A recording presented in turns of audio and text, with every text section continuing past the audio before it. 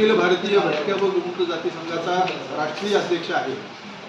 आज या ठिकाणी जी पत्रकार परिषद घेण्यात आलेली आहे, तर मुंबईमध्ये एक मोठा वर्ग अत्यंत दुःखामध्ये आहे। त्याच्यावर फार मोठा अन्याय झालेला आहे आणि तो वर्ग म्हणजे सुमारे 5000 गायी मुंबईमध्ये देवळाच्या समोर, देवळाच्या परिसरामध्ये उभ्या असतात आणि त्या गायींची पूजा भक्तगण करत असतो। हा भक्तगण पूजा करताना त्या गायींना चारा टाकतो। हे हिंदू धर्मातलं पवित्र काम आपण करतो, पुण्याचं काम आपण करतो। या हिंदू धर्मामध्ये गायीच्या 84 कोटी देवांचा गायीच्या ठिकाणी वास असतो। अशा प्रकारची भूमिका असल्याने प्रत्येक मंदिराच्या समोर गायी असल्याने गायीची पूजा केली जाते।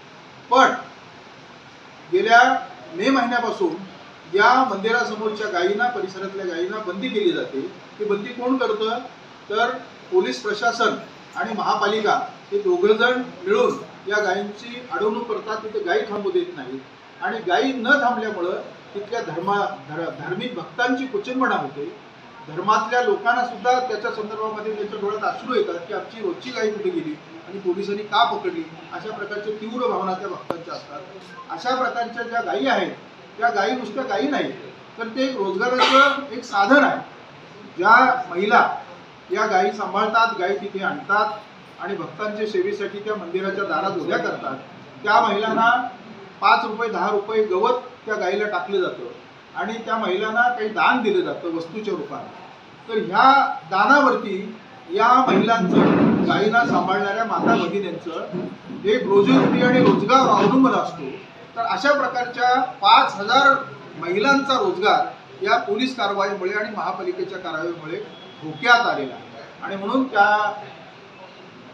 दाद मागण्यासाठी, आपल्यावरच्या अन्यायाची दाद मागण्यासाठी आझाद मैदानला एक फार मोठं आंदोलन या गोसेविकांनी केलं।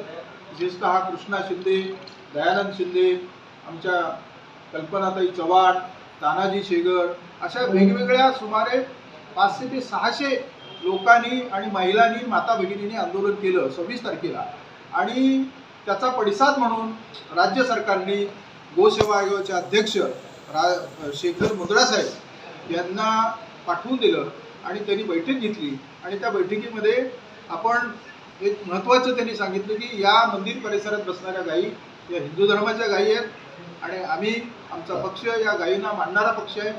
तर या गायींना संरक्षण आम्ही 10 दिवसाच्या आतमध्ये एक सर्वेक्षण करू, आम्ही त्यांना संरक्षण कसं द्यायचं याबद्दल प्रयत्न करू, असं आशादायी वक्तव्य त्यांनी केलेलं आहे।